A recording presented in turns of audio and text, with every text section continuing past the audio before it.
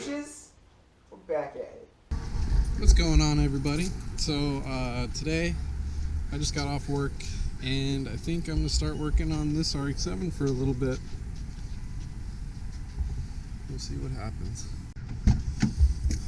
Brought some tools so I can fucking do this. Oh yeah. So basically this thing just has a bunch of shit in it. I think goals for today is to take all of the gross shit out. Got a bunch of parts in there and a bunch of dumb shit. And I think I might try to install my knuckles in the rear. So I took off my knuckles because I got a bunch of Powered by Max stuff. I got a bunch of bushings. I got the toe eliminator kit and the upper bushing that goes with that. So I'm gonna replace those real quick, and then hopefully I'll be able to get the knuckles back on. So we'll see. So I just walked through a big ass fucking spider web. That's fucking bullshit. Dude, I had a spider legit like this big, like right in my face.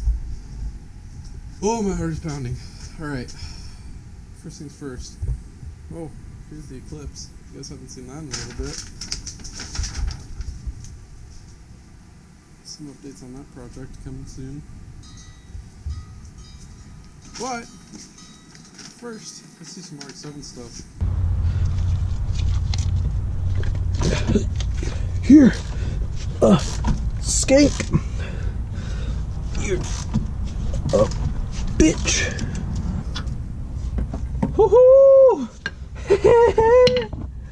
Oh shit. Here we go, boys. That bushing's coming out.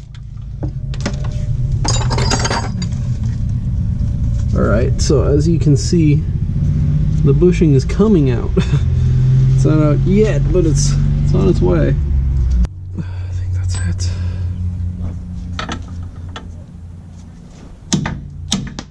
Woo!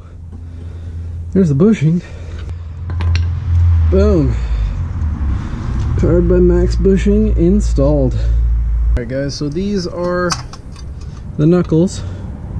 They are rebuilt with brand new Mazda wheel bearings and Powered by Max rear steer eliminators. Alright guys, so I didn't get much footage of actually doing this part, but I'm going to start with pressing the bearing in. Basically I had to take the whole thing apart, get the hub out, get the old bearing out, and press the inner race out of the hub.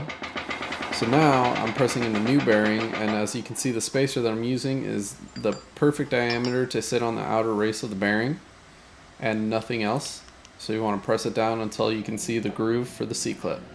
Now to put the C-clip in, I'm just using a pair of needle nose pliers and then just pounding in with the screwdriver, old handy trick. Now I'm getting the freaking backing plate put on. Now, the only thing that you want to press when you're pressing the hub in is the inner race of the bearing, because if not, you can actually push the inner race out and fuck up the bearing while you're doing it. So I'm only supporting that while I'm pressing the hub on.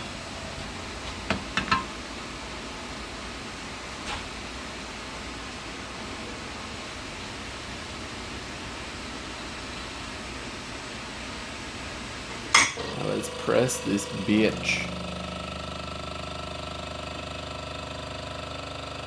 So it's just going to go in slowly, and you're going to be able to feel when it is completely in, it'll kind of stop. And then pressing in the other side.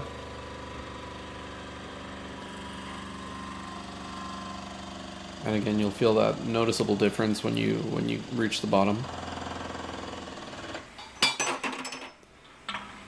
And that's a fresh fucking bearing. Check that out.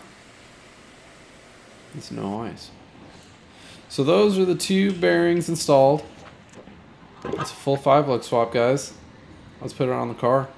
Make sure that when you put the rear steer eliminators in, you put them in with that little ridge facing up, because that's going to help center it.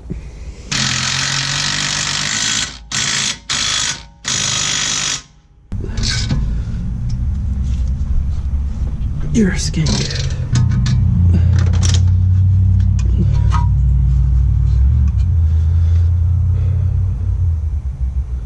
Alright guys, that's about it for that side.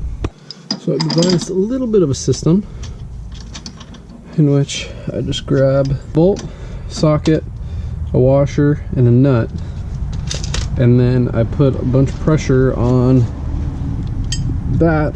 Now the thing is that is going to stretch that rubber, so I've got this piece of just scrap steel that is basically perfectly the diameter of the actual metal part of the bushing. So I'm going to use that to hammer it out once I've got the pressure on it from the little puller. So as you guys can see, no matter how much I tighten it, it's only pushing in the rubber piece.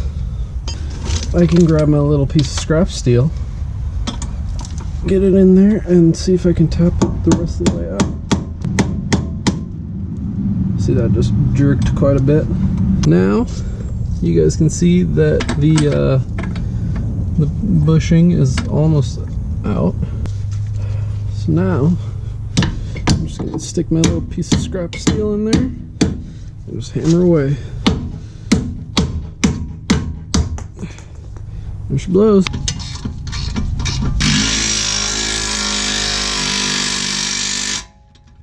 So I just finished putting the new 5-lug conversion on, along with the Powered by Max bushings, upper and toe eliminator. So that'll tighten up the suspension quite a bit. The FCs are kind of known for being pretty shitty when it comes to drifting stock, because they decided to put what they call a rear steer bushing in it. So basically when you get to like really high G-forces around a turn, it'll kind of like turn the rear wheels for you, and it's not very fun. So with this one, I'm not making the mistake of keeping them stock. I'm actually gonna put the rear steer bushings in, as you can see. So it'll make it handle just like a normal car. Alright, so I cleaned up all my tools. Yeah, I'm just gonna start digging, see what I need, see what I don't need, and we'll get this bitch cleaned up.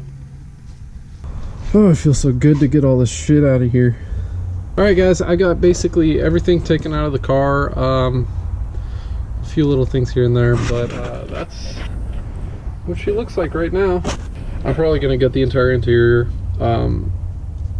Probably except for the dash, everything is going to be taken out, and then I want to throw a roll cage in it, so that's probably going to happen at some point. The plan is to get a 13B REW and swap it in here, but I think I'm going to try to get all the chassis modification done first, and then or at least some of it.